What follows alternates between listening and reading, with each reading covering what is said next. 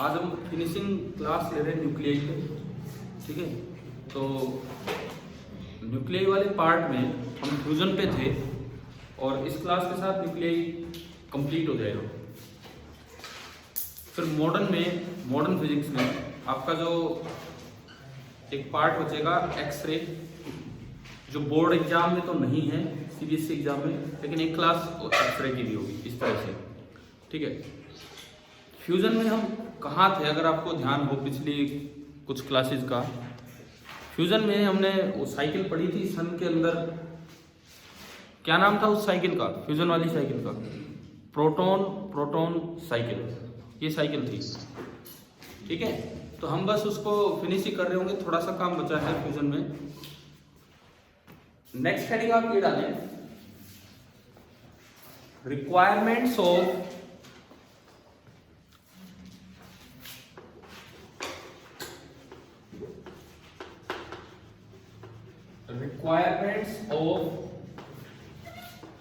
a nuclear fusion reactor।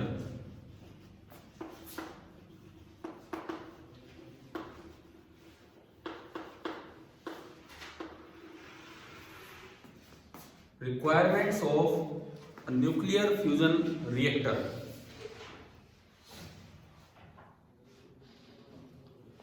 देखो, सबसे पहली बात यह है कि हमने फ्यूजन रिएक्टर पढ़ा डिटेल में। फ्यूजन रिएक्टर इतना आसान नहीं है, बनाना ही बड़ा मुश्किल है।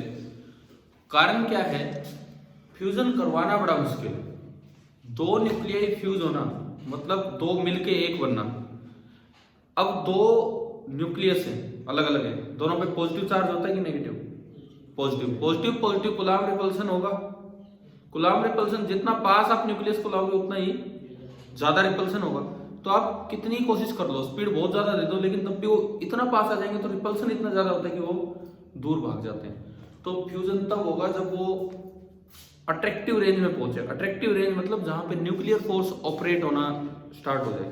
और हमने पढ़ा था कि न्यूक्लियर फोर्स की रेंज बहुत ही कम होती है, तो वहां तक पहुंचाना थोड़ा ज्यादा मुश्किल काम है।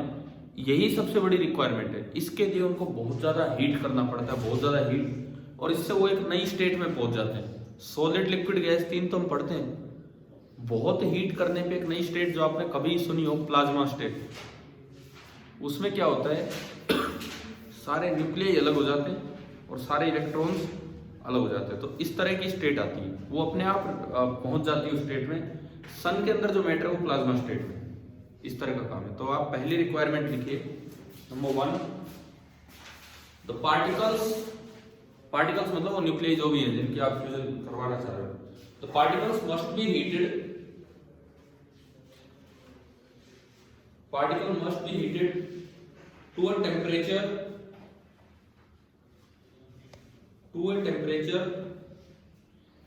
great enough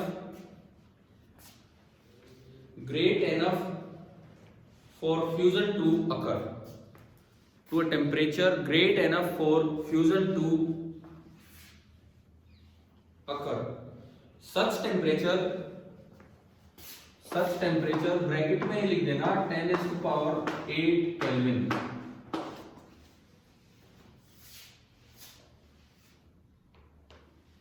occurs in the interiors of stars।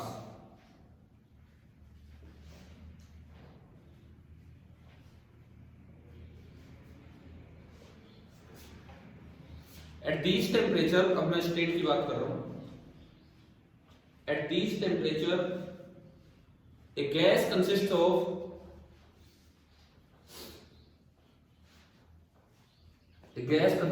positive ions and negative electron and negative electrons, मतलब अलग हो जाते हैं। पॉजिटिव आयन अलग हो जाएंगे, नेगेटिव इलेक्ट्रॉन अलग हो जाएंगे। ब्रैकेट में लिख दो plasma state, PLASMA, plasma state में पहुंच जाता है मैटर, वहां जाके फ्यूजन हो पाता है।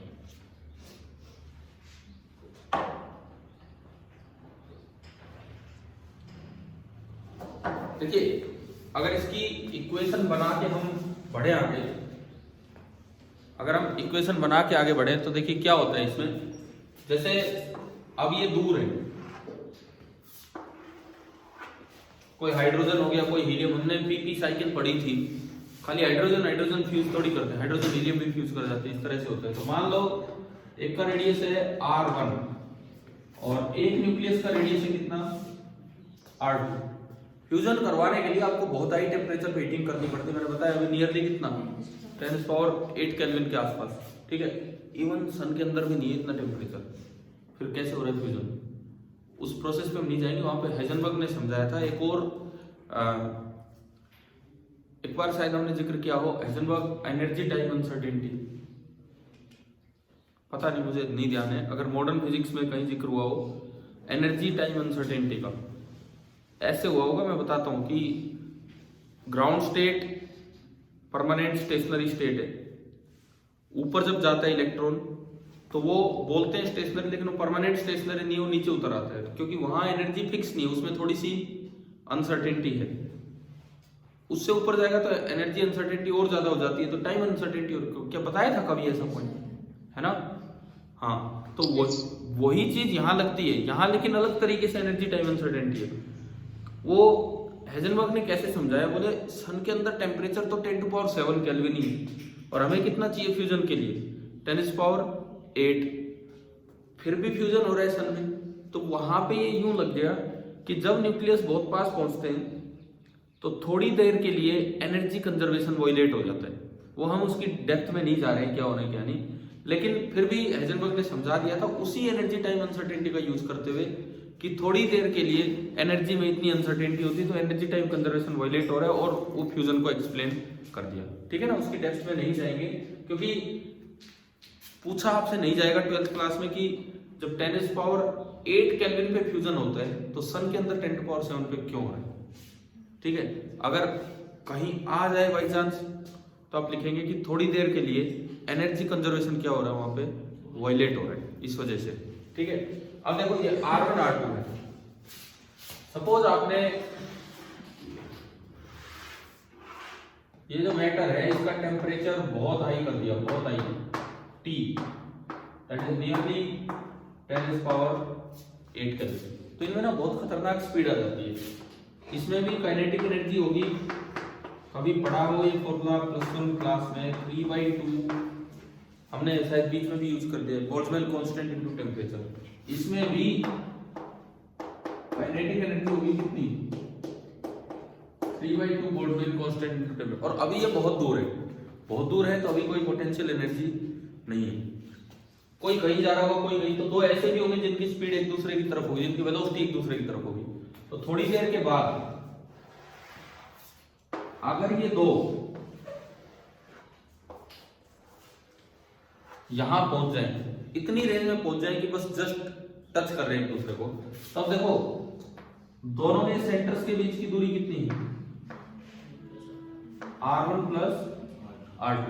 अगर आप फ्यूजन करवाना चाहते हो तो R1 + R2 this should be nearly 1 fermi metre, इतनी पास आपको पहुंचाना होगा, तब जाके न्यूक्लियर फोर्स ढंग से ऑपरेट हो पाएंगे।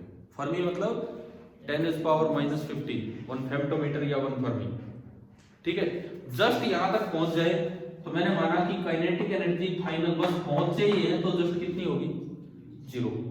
तेज भी आए तब भी कोई दिक्कत नहीं है, तब भी फ्यूजन होगा, लेकिन बस इतनी स्पीड मिल जाए कि एक बार वो वहां तक पहुंच ही जाए और कुछ नहीं। लेकिन यहां आते आते कुछ पोटेंशियल एनर्जी है, मान लो इसका एटॉमिक नंबर है Z1 और इसका एटॉमिक नंबर है कितना Z2, तो इस पे चार्ज है, न्यूक्लियस पे चार्ज होगा Z1 × E, जितना एटॉमिक नंबर होता है उतने प्रोटॉन होते हैं। यहां न्यूक्लियस का चार्ज होगा Q2 Z2 × E, जितना है उसी हिसाब से। तो अब इस वक्त पोटेंशियल एनर्जी कितनी होगी इस वक्त, अगर मैं शुरू में देखूं तो these are far away. Far away का मतलब है कि पोटेंशियल एनर्जी इनिशियल कितनी होगी 0। ये काइनेटिक एनर्जी इसकी और ये इसकी, काइनेटिक एनर्जी फाइनल दोनों की मिलकर कितनी है 0। जस्ट इनको पहुंचाना है यहां तक, ये घट क्यों रही है काइनेटिक एनर्जी, क्योंकि रिपल्सिव फोर्स दोनों की स्पीड को कम करवाएगा, है ना। तो जस्ट यहां तक पहुंचा। पोटेंशियल एनर्जी फाइनल वो कूलॉम वाला फॉर्मूला K यानी कि ये Q1 Q2 Z1 E Z2 E और डिवाइडेड बाई R या R², आर आता है, ओनली आर है ना भाई, इसमें आर स्क्वायर मत कर देना गलती से भी।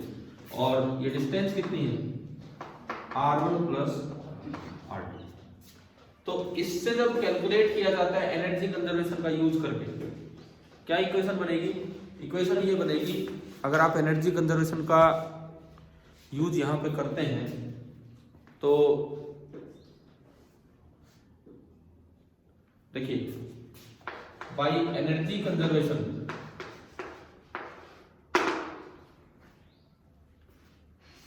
इक्वेशन बनेगी, इनिशियल कितनी है काइनेटिक एनर्जी दोनों को मिला के 3 kBT, पोटेंशियल एनर्जी है ही नहीं, खत्म, बाद में काइनेटिक नहीं है, और पोटेंशियल है कितनी 1/4 pi epsilon not Z1E Z2E divided by R1 plus R2। क्या ये इक्वेशन समझ आ गई? एंड यहां से हम टेम्परेचर निकाल सकते हो, लगभग कितना आता है 10⁻8 केल्विन। जैसे तरीका तो समझ आ गया होगा फ्यूजन करवाने के लिए क्या है, इसीलिए फ्यूजन मुश्किल हो जाता है और इस स्टेट पे प्लाज्मा स्टेट पहुंच चुकी होती है। मैं एक बार देखता हूँ, इसमें एक सवाल है शायद इस पे, हाँ देखो इस पे आप ट्राई करना, आपके एनसीईआरटी बुक में एक्सरसाइज में देखो क्वेश्चन नंबर 13.28, क्वेश्चन नंबर 13.28, इसके बाद आपको अटेम्प्ट करना है एनसीईआरटी एक्सरसाइज 13.28। उसमें ए पार्ट तो ठीक है, नॉर्मल बाइंडिंग एनर्जी जैसा है, लेकिन बी पार्ट में आपको आप पढ़ोगे तो अपने आप पता लग जाएगा कि किस चीज पे बेस्ड है। हिंट में दे भी रखा उन्होंने, दिख रहे बी पार्ट, हाँ भाई बी पार्ट नजर आ रहा है, बुक खोली हो तो।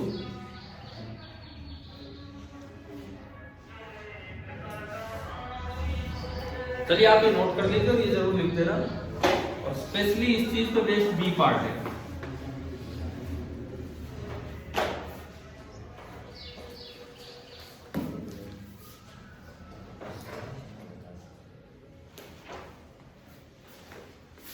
किसी बच्चे ने बुक निकाली है क्या एनसीईआरटी?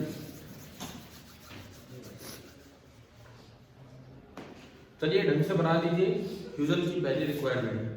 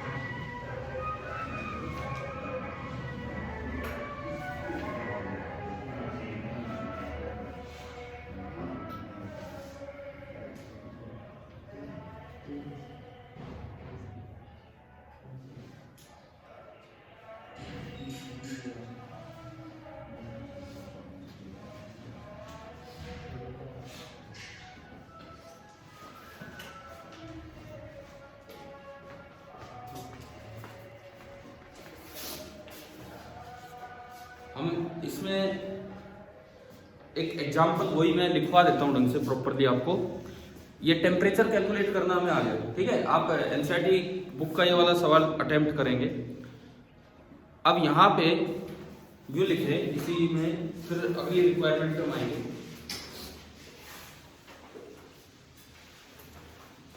या पहले एक काम करो, रिक्वायरमेंट कंप्लीट कर दो, एक और है, फिर उसके बाद अलग से सवाल बनना हम लिखवा देंगे। सेकेंड रिक्वायरमेंट, पहली रिक्वायरमेंट तो क्या है कि भाई उसको इतना गर्म किया, टेम्परेचर कितना आ गया 10⁸ केल्विन। अच्छा, फिर वहां पे प्रॉब्लम क्या आती है, इतने केल्विन पे प्रॉब्लम क्या आएगी, इसको कन्फाइन करके रख पाना बड़ा मुश्किल है। लिखो अब दूसरी रिक्वायरमेंट क्या है। The main problem lies in confining, CONFINING, main problem lies in confining the plasma long enough for the reactions to take place,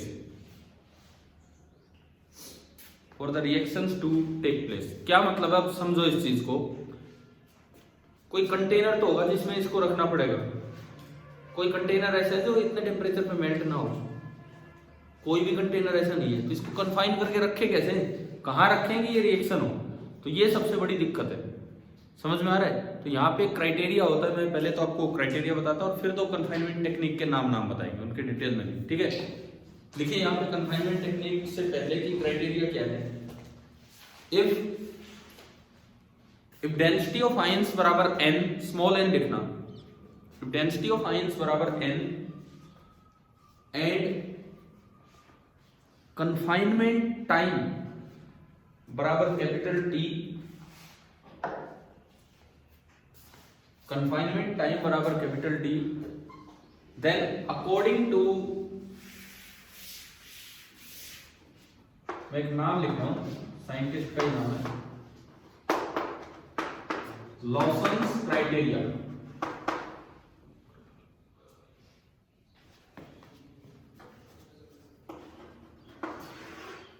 according to लॉसन्स criteria, ये जो प्रोडक्ट है n into t, this should be greater than 10⁻20। Unit क्या बनेगी आप देखो, n into t should be greater than 10⁻20। अब देखो n तो क्या है, नंबर डेंसिटी का मतलब है पार्टिकल्स पर मीटर क्यूब, और t क्या है, पार्टिकल लिखना कोई जरूरी नहीं है यूनिट में, मतलब सेकेंड अपॉन मीटर क्यूब इसकी यूनिट बने, सेकेंड अपॉन मीटर क्यूब।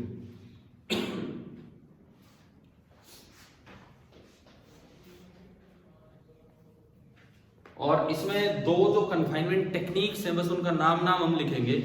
एक होती है मैग्नेटिक कन्फाइनमेंट, एक होती है इनर्शियल कन्फाइनमेंट। मैग्नेटिक कन्फाइनमेंट आपकी जो एनसीईआरटी टेक्स्ट बुक का मैग्नेटिक वाले जो चैप्टर्स हैं एक दो, उनमें एक जगह बीच में बॉक्स बना के दे भी रखा है, ट्यूब सी बना रखी है और उसमें दिखा रखा है कि कैसे होता है, ठीक है।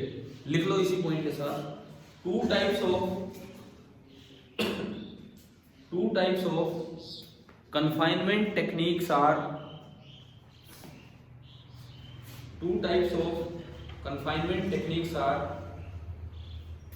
magnetic confinement and inertial confinement. Two types of confinement techniques are magnetic confinement and inertial confinement. ये आपकी दो confinement techniques हैं।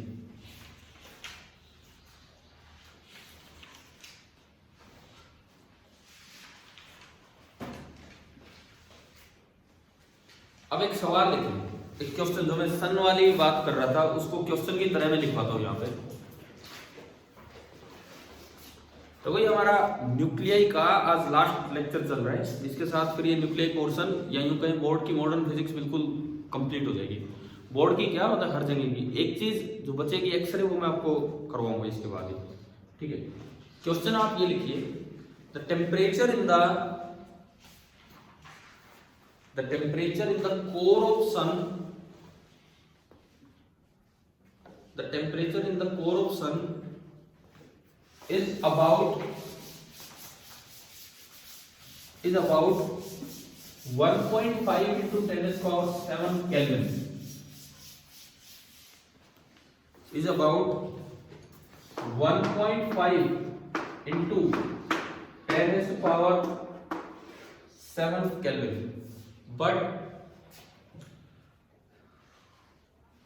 with this temperature, the protons do not have enough energy. Protons do not have enough energy for nuclear fusion. मतलब इतनी पास वो नहीं आ पाएंगे for nuclear fusion. How does fusion takes place inside the sun? How does fusion takes place inside the sun?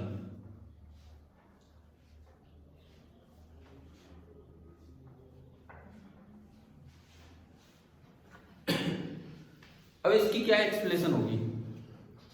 अभी भी मैंने बताया था, अब वो क्वेश्चन की तरह लिखवा दिया। क्या एक्सप्लेनेशन क्या होगी? लिखवाऊंगा मैं प्रॉपरली, आप लोग जवाब तो दें, लेकिन थोड़ी सी देर के लिए एनर्जी कंजर्वेशन क्या होगा? वायलेट होगा।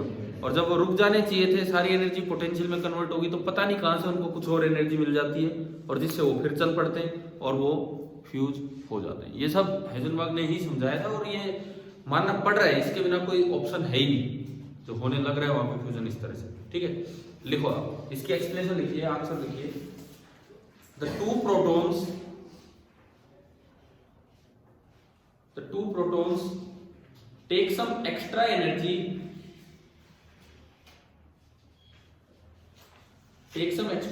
from nowhere, हमें नहीं पता नहीं कहां से लेते हैं, to come so close to each other,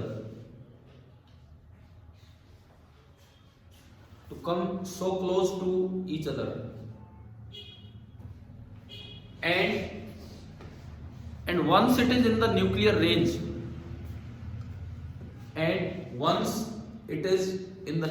range, एक बार अगर वो न्यूक्लियर रेंज में आ गया है, and the neutron is formed, H और H मिलकर न्यूट्रॉन बना देंगे, and the neutron is formed, the energy is same as before, जितनी पहले थी उतनी देर, that is I dot E dot, that is the extra energy gets vanished, और वो जो एक्स्ट्रा एनर्जी है वो फिर से वेनिश हो गई है, खत्म हो गई। This violation in the principle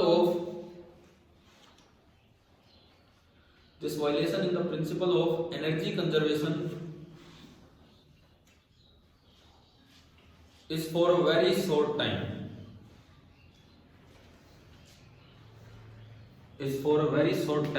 given by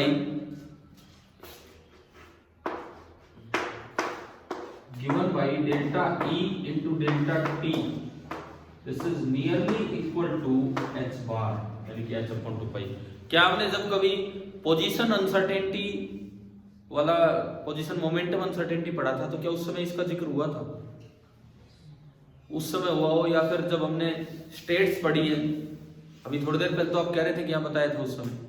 delta E, वहां डेल्टा ई का कुछ और मतलब था, वहां ग्राफ बनाया था, तो उसमें डेल्टा ई में नीचे वाली लाइन पे एक लाइन बनाई, ऊपर वाली में थोड़ा सा अनसर्टेनिटी दिखाया, उससे अगले में और बड़ा, तो डेल्टा ई जितना ज्यादा होगा डेल्टा टी उतना ही कम होगा।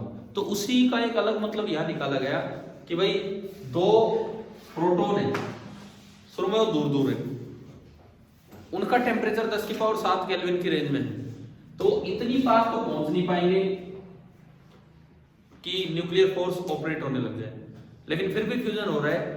तो अब हेजनबर्ग ने समझाया इनको कुछ एक्स्ट्रा एनर्जी मिलती है, कितनी मिली? Delta E. डेल्टा ई एक एक्स्ट्रा एनर्जी मिली थोड़ी सी देर के लिए, कितनी देर के लिए मिलेगी?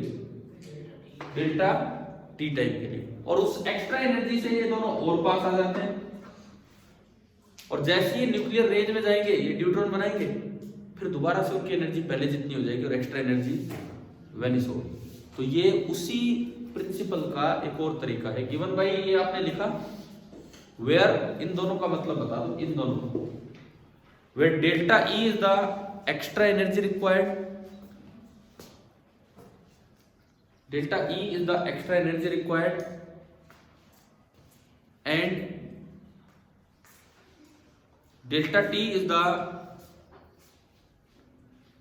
Time for which the energy conservation is violated.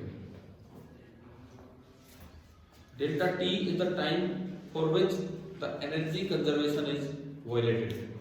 जो थोड़ी सी देर के लिए एनर्जी कंजर्वेशन वायलेट हुआ है वो टाइम है आपका डेल्टा टी।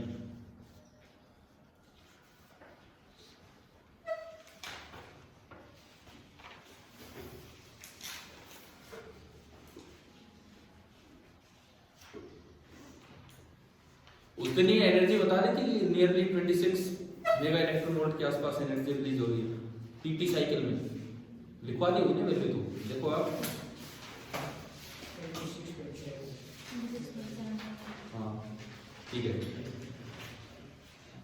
इसके बाद एक हेडिंग डालें, कंट्रोल्ड थर्मोन्यूक्लियर फ्यूजन।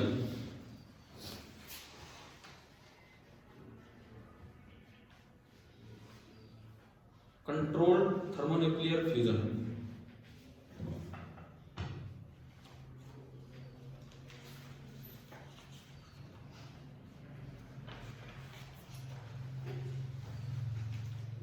इसका क्या मतलब है? थर्मोन्यूक्लियर फ्यूजन, थर्मोन्यूक्लियर मतलब बहुत हाई टेम्परेचर पे कंट्रोल्ड वे में, मतलब कन्फाइन करके आप फ्यूजन रिएक्शन करवा रहे हो। और इसका फायदा क्या है? इसमें जो फाइनल प्रोडक्ट बन रहे हैं, फ्यूजन में तो यार वो बड़े रेडियो एक्टिव थे, मैंने कहा था समुद्र के नीचे जाके दबा के आने पड़ते हैं, लेकिन फ्यूजन में कोई दिक्कत नहीं, हीलियम बन रहा है, हीलियम रेडियो एक्टिव है ही नहीं, ठीक है। तो कंट्रोल्ड थर्मोन्यूक्लियर फ्यूजन किसे बोलते हैं? यही जो आप पढ़ के आ रहे हैं, जो सन के अंदर हो रहा है, अगर आप वो चीज यहाँ करवा दें तो वो आपका होगा कंट्रोल्ड थर्मोन्यूक्लियर फ्यूजन, ठीक है।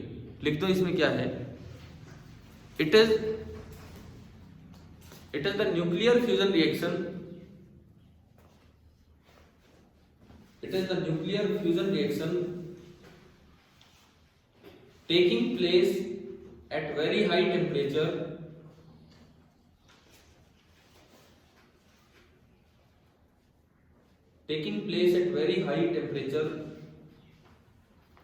comma generating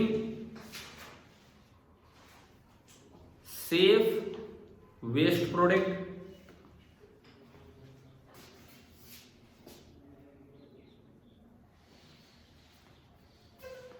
using a proper confinement technique. बस इतना ही लिखो, using a proper confinement technique, properly किसी कन्फाइनमेंट टेक्निक का यूज करके और ये सब किया जा रहा है।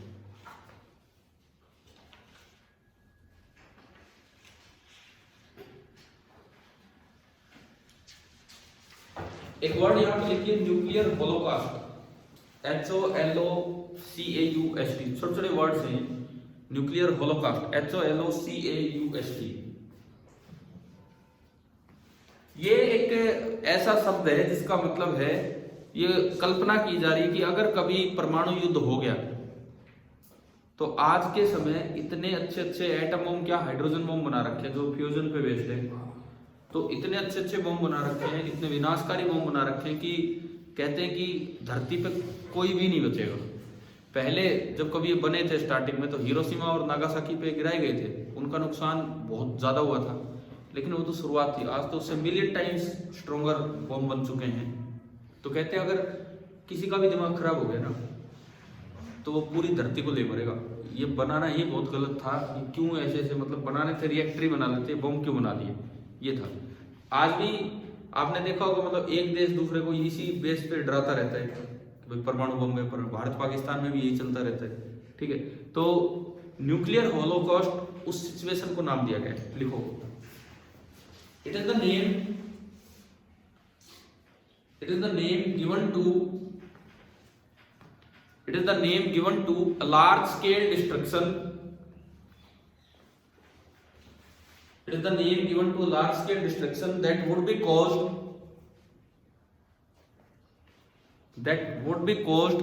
by the use of nuclear weapons.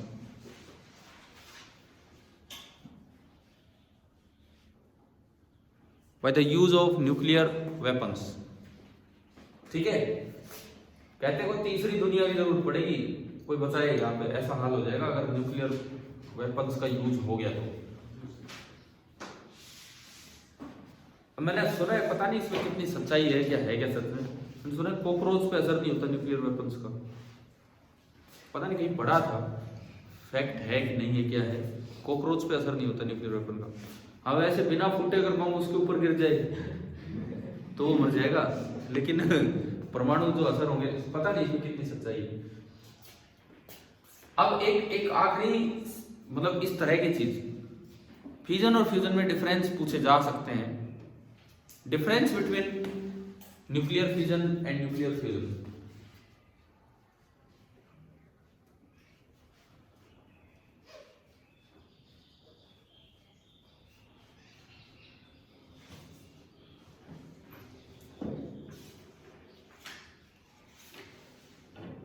इसमें 2-4 डिफरेंस लिखेंगे, लाइन लगाओ, एक साइड फ्यूजन एक साइड फ्यूजन। पहले फ्यूजन लिख लेना पहली साइड, दूसरी साइड फ्यूजन लिख लेना, ये हम डिफरेंसेस लिख रहे होंगे। फ्यूजन में लिखिए, पहला डिफरेंस तो हम सभी जानते हैं, फ्यूजन में तो स्प्लिटिंग होती है न्यूक्लियस की और उसमें मिक्सिंग होती है। तो इधर तो लिख दो फ्यूजन में splitting of a single nucleus,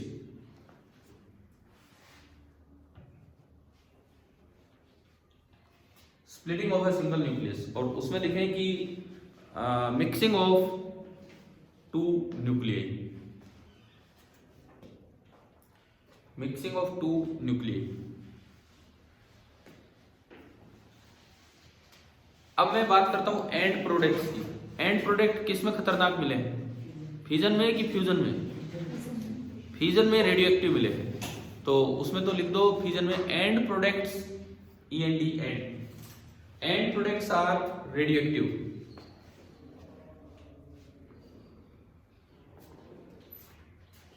और इसमें लिख देना कि end products are not radio active.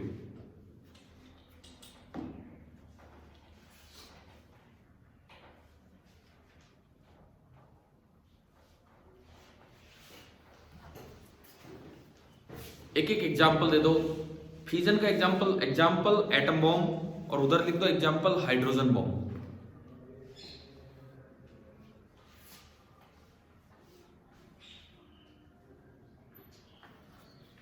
अब देखो एक और चीज इसमें सुनो,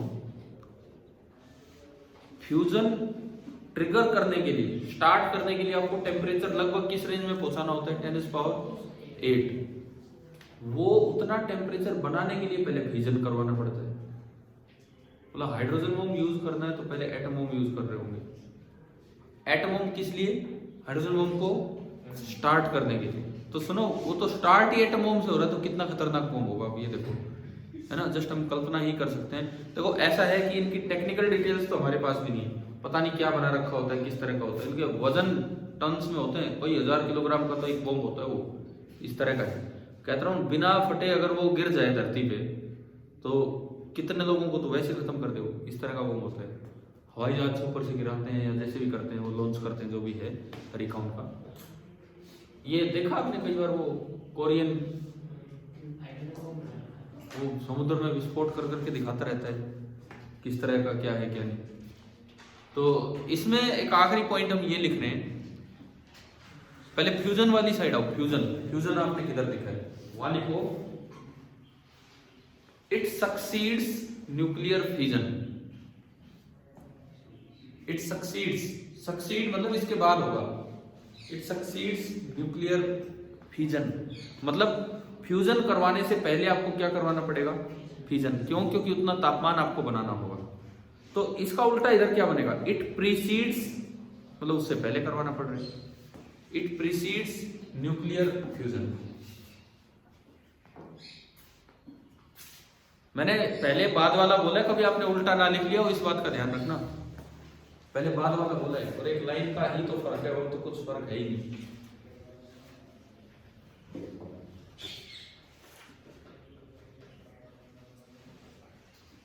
अच्छा, अब सुनो, ये चैप्टर हमारा हो गया है, लेकिन आप एनसीईआरटी एक्सरसाइज पूरी करेंगे इस चैप्टर की।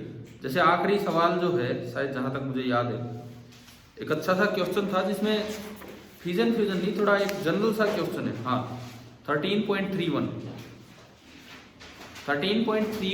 आप जरूर ट्राई करें, आ सकता है ये सवाल डायरेक्ट। बाकी तो प्योरली फ्यूजन के होते हैं, लेकिन ये भारत की टारगेट से रिलेटेड और इस तरह की बातें हो रही हैं। क्या आपकी किताब में भी 2020 तक के लिखा हुआ है? तो 2020 तो आज आ गया, मतलब खत्म होने वाला है। ये लिखता है इतना टारगेट है था, तो मतलब इसी के ऊपर सवाल है, तो इस तरह का क्वेश्चन आ सकता है। तो ये जरूर आपको ट्राई कर ही लेना है। करेंगे ना आप ये वाला क्वेश्चन ट्राई? ठीक है, एक क्वेश्चन लिखिए।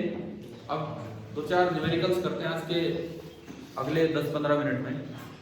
लिखिए, एक सवाल लिखिए।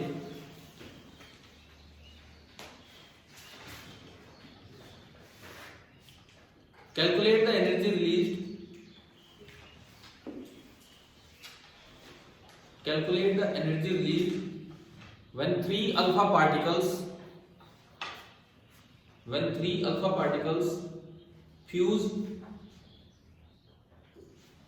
fuse to form a carbon 12 nucleus.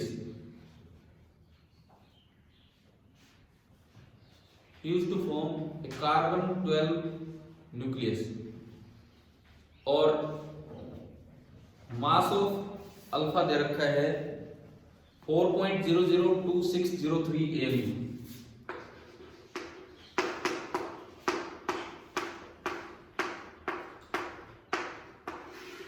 बस कार्बन का मास नहीं दिया, खाली कितना दिया। देखिए एक बार रिएक्शन लिखो, सोचो क्या होगा क्या नहीं होगा, किस तरह से।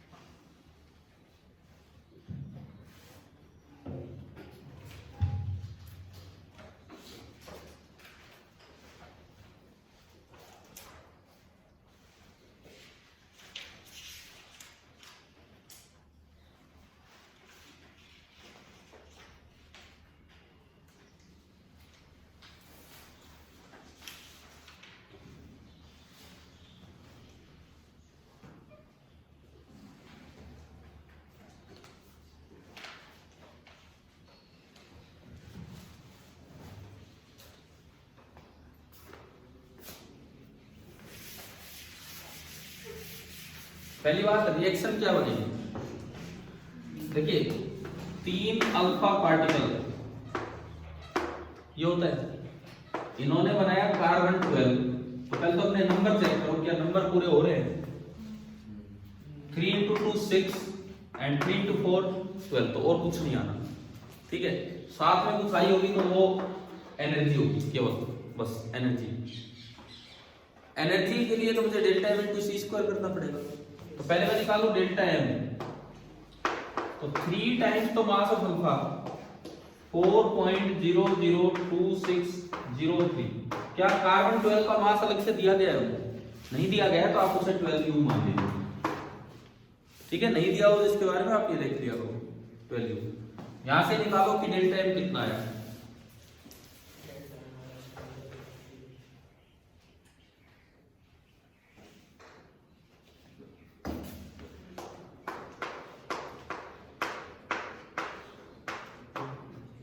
ये आएगा, देखिए एक बार 3 से मल्टीप्लाई करना और कुछ नहीं। 3 से 18, 3 2 6 और 1 7, सही है ना? ये तो 12 से 12 कट ही लेना है।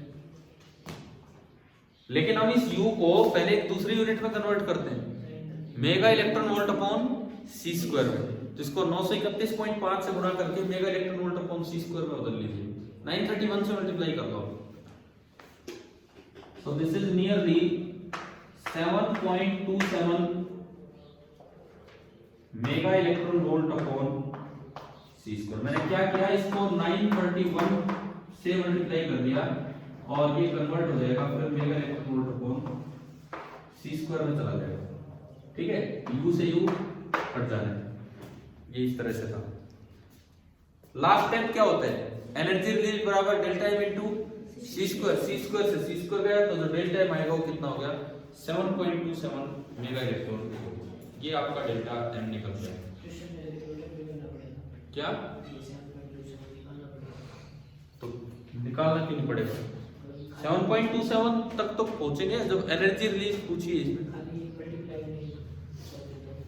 तो दो ऑप्शन हो गया आपके सामने भाई, ऑप्शन क्या है वो कौन बताएगा फिर, अगर ऑब्जेक्टिव सवाल है तो।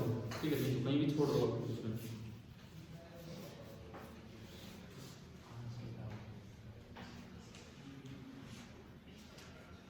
चलिए इसके बाद अब मैं कुछ सवाल, कुछ क्वेश्चंस ऑन न्यूक्लियाई हो गया फिनिश। कुछ क्वेश्चंस ऑन न्यूक्लियाई ले रहा हूं from previous year entrance exam जो है आपके पीएमटी नीट इनसे, और यहां से कुछ चीजें आप कवर करते हैं, दो चार सवाल लेके।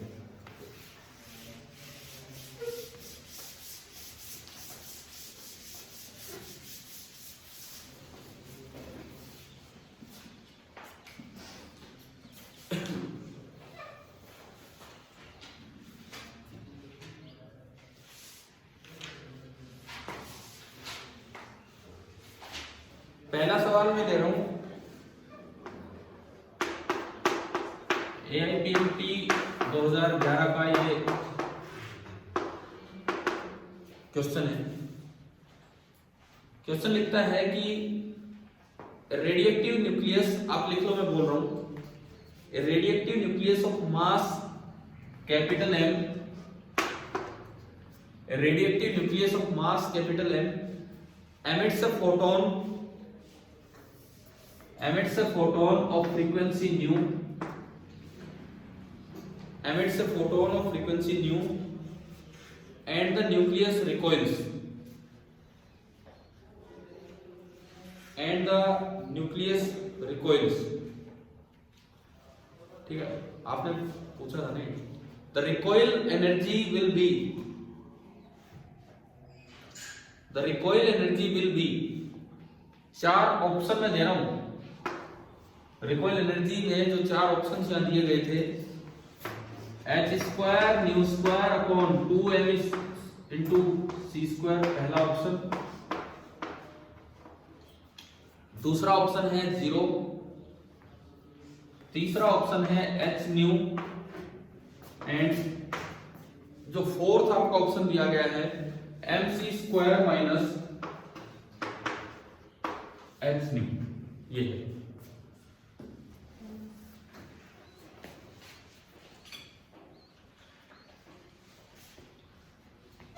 जब भी ऐसे सवाल आए पहले आप सोचिए क्या है, रिएक्शन बना के देखो, और मोमेंटम कंजर्वेशन का यूज हो जाता है बहुत बार।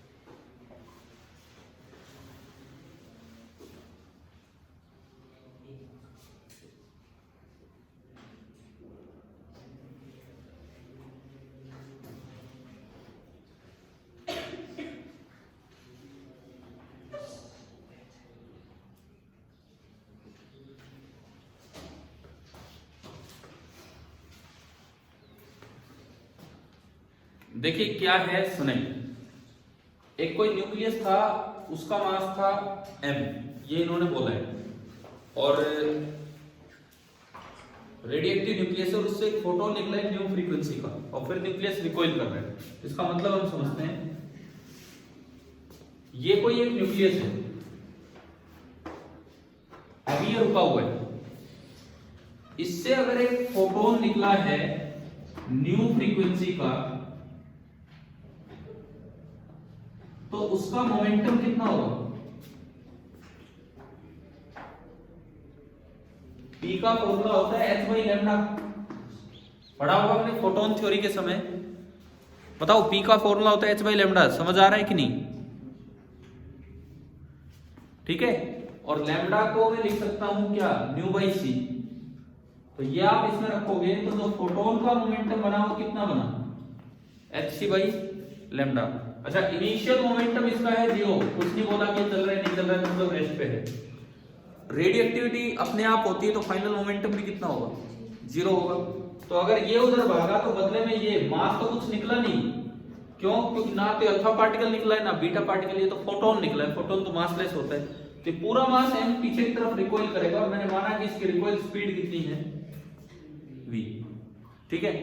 अब p इनिशियल 0 तो p फाइनल को भी 0 होना पड़ेगा।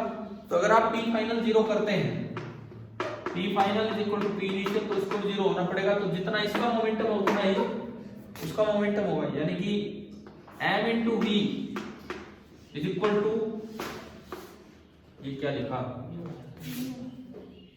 लैम्डा की जगह देखो मैं ये लिख भी देता हूं, लैम्डा बराबर होता है c बाई न्यू। तो लैम्डा की जगह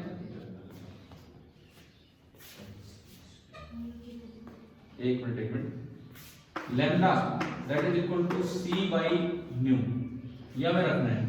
तो लैम्डा की जगह c बाई न्यू रखा, तो c नीचे और ये ऊपर, तो ये p कितना है? h new by c। Clear? जितना उसका मोमेंटम होगा इतना ही घर वाले का होगा। This is h new by c।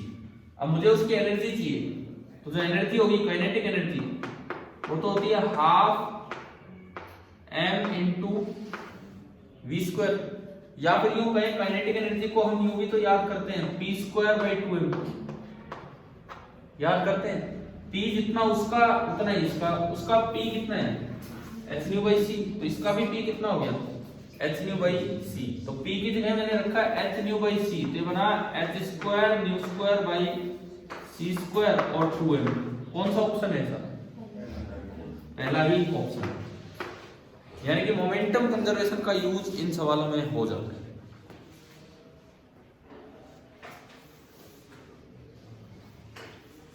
ठीक है, अगला क्वेश्चन लिखना।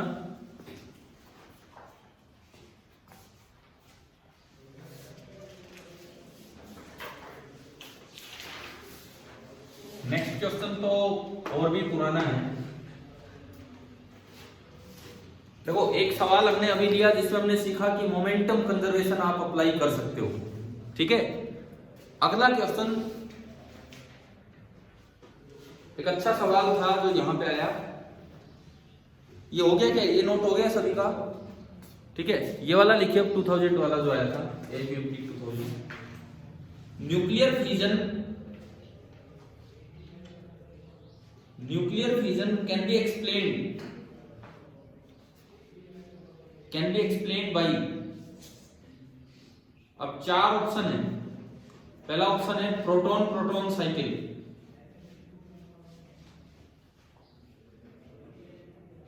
दूसरा ऑप्शन है liquid drop model of nucleus,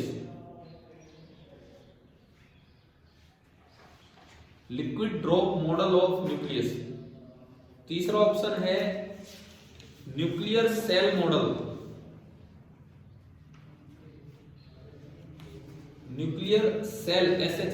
model, और चौथा ऑप्शन है इंडिपेंडेंट ऑफ न्यूक्लियर पार्टिकल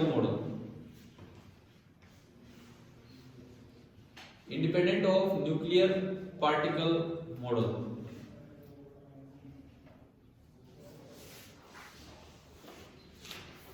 अब मैं आपको थोड़ा थोड़ा बताता हूं कि ये क्या था। ये सवाल सच में मतलब पढ़ के चले जाओ पूरा न्यूक्लियर, फिर भी बच्चे नहीं कर पाए होंगे बहुत से।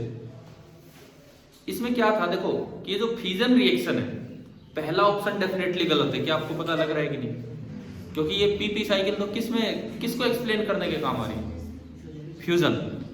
ठीक है, दूसरा ऑप्शन क्या लिखा है? Liquid drop model. अब ये तो पढ़ा नहीं होता लिक्विड ड्रॉप मॉडल तो, है ना। अच्छा, तीसरा ऑप्शन न्यूक्लियर सेल मॉडल, मतलब कि न्यूक्लियस के अंदर भी सेल लाइक स्ट्रक्चर्स होती हैं, पढ़ा था हमने, न्यूक्लियस के अंदर भी सेल लाइक स्ट्रक्चर्स होती हैं। उससे फिजन एक्सप्लेन नहीं हुआ, उससे ये एक्सप्लेन हुआ था कि वो पीक पॉइंट्स क्यों आते हैं बाइंडिंग एनर्जी कर्व में। क्या याद है हमने कभी बाइंडिंग एनर्जी कर्व में कुछ पॉइंट्स पढ़े थे? हाँ, इधर से ऊपर आए वो फ्यूजन, इधर से इधर आए फिजन। तो उनमें एक पॉइंट ये भी था जो हमने पॉइंट्स ऑफ पॉन्डर से लिखा था कि ये जो न्यूक्लियर सेल लाइक मॉडल है वो तो ये बताता है कि क्यों उसमें पीक पॉइंट्स आते हैं ऊपर, है ना। अगला क्या है? Independent of nuclear party. ये कहता है कि भाई इस बात पे डिपेंड ही नहीं करता कि न्यूक्लियस के अंदर कुछ पार्टिकल्स होते हैं, इस पे तो डिपेंड करता ही करता है। नहीं तो वो मास डिफेक्टर वो निकालेंगे कैसे कि हम बार बार पार्टिकल्स अलग अलग कैलकुलेट करते हैं कि नहीं। तो इसका आंसर तो मैंने आपको बता दिया, क्या आएगा?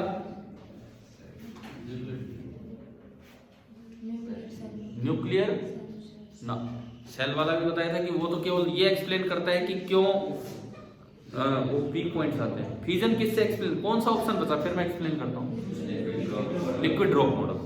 अब लिक्विड ड्रॉप मॉडल क्या था? लिक्विड ड्रॉप मॉडल मैं आपको बताता हूं कि जब आप दो, जैसे कोई भी एक लिक्विड है, कोई भी एक लिक्विड की ड्रॉप है, आप उसे एनर्जी देते हो, एक्साइटेशन एनर्जी, तो टूटना चाहेगी दो हिस्सों में।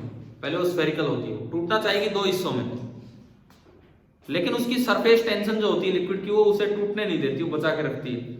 एनर्जी उसे तोड़ना चाहती है और वो सरफेस टेंशन बचा के रखना चाहती है, तो थोड़ी देर में वो डंबल टाइप शेप में वो पहुंच जाता है, डंबल टाइप शेप में, और उसके बाद वो ब्रेक होता है। तो क्या हमने ऐसा कहीं फ्यूजन में पढ़ा था? फ्यूजन में कुछ ऐसा पढ़ा था इंटरमीडिएट स्टेट कि बीच में वो डंबल टाइप शेप में जाएगी एंड देन ब्रेक होगा? पढ़ा था ना। तो आंसर तो लिख दो, ये है आंसर। तो इसका क्या होगा? Liquid drop model.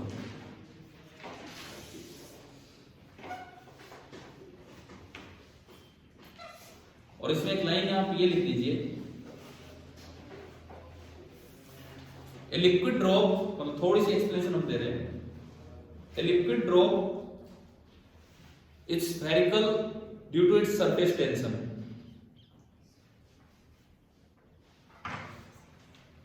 Is spherical due to its surface tension, but when some extra energy is provided,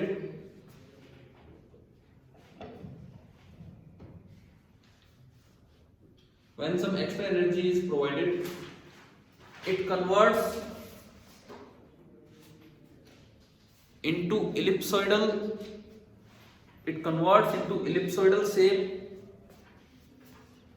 It converts into ellipsoidal shape, then dumbbell shaped, dumbbell, D-U-M-B, फिर dash B-double-L, then dumbbell shape, and then finally breaks.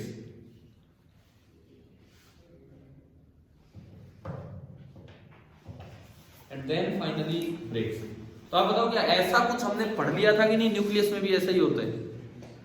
ध्यान है वो बीच वाली state तो ज्यादा energy की थी, mass energy, एक नई चीज बताई थी वहां पे, लेकिन फिर भी वो रिएक्शन पॉसिबल थी। तो आज की क्लास में हमने न्यूक्लियर को कवर किया, और इसमें जो बेस्ट क्वेश्चन जो मैं बताऊं, अगर मतलब इसलिए नहीं कि आपके पीएमटी आईआईटी एग्जाम में आने लायक, वैसे बेस्ट सवाल वो था कि सन में 10 की पावर 8 केल्विन टेम्परेचर है भी नहीं, फिर भी फ्यूजन क्यों हो रहा है। एक्चुअली वो सबसे नया सवाल है बच्चों के लिए, 12th क्लास में बच्चों के लिए बहुत नया सवाल वही है। बाकी तो ठीक है, न्यूमेरिकल और वो सब तो होते रहते हैं। तो ये हमारा न्यूक्लियाई हो गया है बिल्कुल कंप्लीट।